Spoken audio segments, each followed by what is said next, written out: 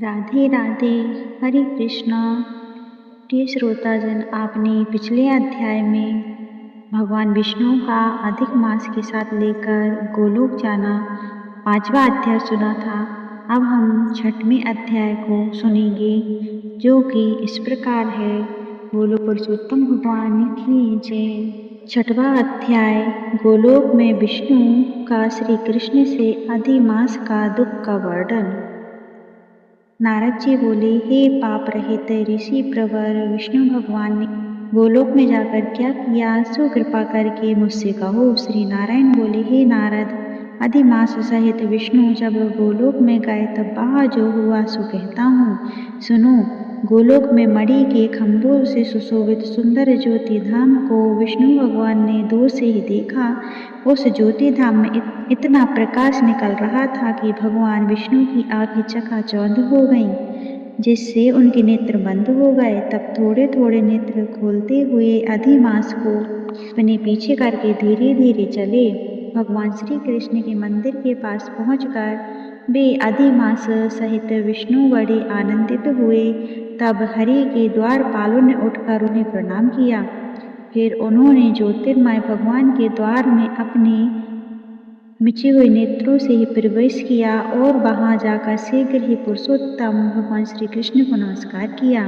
रत्न जड़ित सिंहासन पर गोपियों के बीच में बैठे हुए ऐसे श्री कृष्ण के सम्मुख खड़े हुए रमानाथ विष्णु जी हाथ जोड़कर बोले, गुणों से परे गोविंद अद्वितीय, अक्षर अव्यक्त, नासरहित, विग्रहवान, गोप वेशधारी, बाल्यावस्था वाले, शांत गोपीनाथ, मन को हरने वाले, नवीन मेघ के समान श्याम रूप, करोड़ों कामदेवों के समान सुंदर, वृंदावन में रास मंडल में बैठे हुए पीतांबरधारी, सौम्य मूर्ति, तिरछी मनोहर आकृति वाले, रास लीला के स्वामी, रासवासी, रासोल्लासित, दो भुजा वाले, हाथ में मुरली धारण करने वाले, पीले वस्त्र पहनने वाले अच्युत भगवान मुझ पर प्रसन्न हो। इस प्रकार श्री कृष्ण महाराज की स्तुति करके तथा भगवान को नमस्कार करके श्री विष्णु की आज्ञा से रत्न जड़ित सिंहासन पर विराजमान हो गए। श्री नारायण जी बोले, यह विष्णु द्वारा स्तुति किया गया स्तोत्र प्रातः काल उठकर जो मनुष्य पढ़ेगा उसके सब पाप नष्ट होंगे और खोटे स्वप्न देखने में भी अच्छे फल देंगे तथा पुत्र पौत्र की वृद्धि करने वाली गोविंद की भक्ति प्राप्त होगी। अब कीर्ति का नाश होकर निरंतर श्रेष्ठ कीर्ति बढ़ेगी। निरंतर श्री कृष्ण के चरणारविंदों में कांपते हुए मलमास से विष्णु जी ने प्रणाम करवाया। तब श्री कृष्ण भगवान ने पूछा कि यह कौन है, यह किस लिए आया है और क्यों रो रहा है। इस गोलोक में कोई कष्ट नहीं भोगता, गोलोकवासी सदा आनंद में मग्न रहते हैं, स्वप्न में भी कोई दुष्ट वार्ता नहीं करते। हे विष्णु, यह मेरे आगे दुखित नेत्रों से आंसू बहाता हुआ थर थर कांपता हुआ क्यों खड़ा है।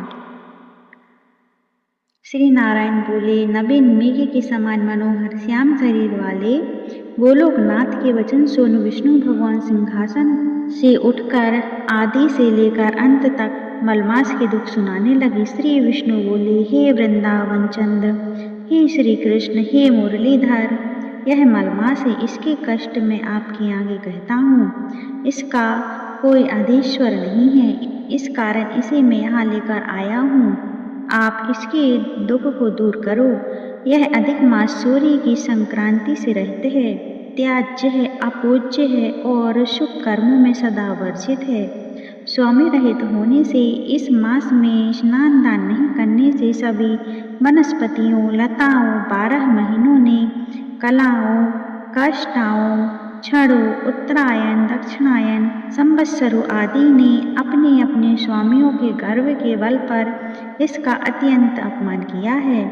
इसलिए इस दुखाग्नि के कारण इसने मरने की ठान ली है। तब अन्य दयालु पुरुषों की प्रेरणा से यह मेरे पास आया है। हे ऋषिकेश, इस शरणार्थी ने कांपते तथा रोते हुए अपने समस्त दुखों को हमारे सामने खोल कर रख दिया है। इसके महादुख को आपके बिना अन्य कोई निवारण नहीं कर सकता। इस कारण इस अनाथ को हाथ पकड़कर आपके पास लाया हूँ। आप दूसरों के दुख को दूर करने वाले हो, अतः इस संतप्त को आनंद युक्त कर दो। हे जगतपते, आपके चरण कमल प्राप्त करके कोई शोकाकुल नहीं रहता। वेद वेत्ताओं का ऐसा वचन मिथ्या कैसे हो सकता है। अब इसका दुख दूर करना आपका कर्तव्य है। मैं सब काम काज छोड़कर इसे लेकर आया हूँ। मेरा आना सफल कीजिए। अपने स्वामी के सन्मुख कोई बात बार बार नहीं करनी चाहिए, ऐसा नीति शास्त्र के जानने वाले पंडित जन कहते हैं। इस प्रकार अधिमास की सब कष्ट गाथा श्री कृष्ण भगवान से कहकर विष्णु भगवान हाथ जोड़े श्री कृष्ण के मुख कमल को खड़े हुए निहारते रहे। ऋषि बोले, हे सूत जी, आप श्रेष्ठ वक्ता हो।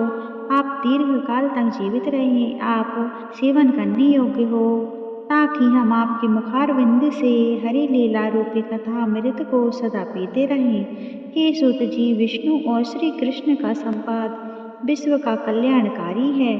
फिर गोलोकवासी श्री कृष्ण ने क्या कहा और क्या बताया, वह कहिए। हे सूत जी, नारद जी ने नारायण से क्या पूछा सो कहें, क्योंकि परम भागवत नारद जी के प्रति कहा हुआ नारायण का वचन हम तपस्वियों को परम औषधि है। इति श्री 6वां अध्याय समाप्त। बोलो पुरुषोत्तम भगवान की जय। श्री राधे कृष्ण भगवान की जय। राधे राधे।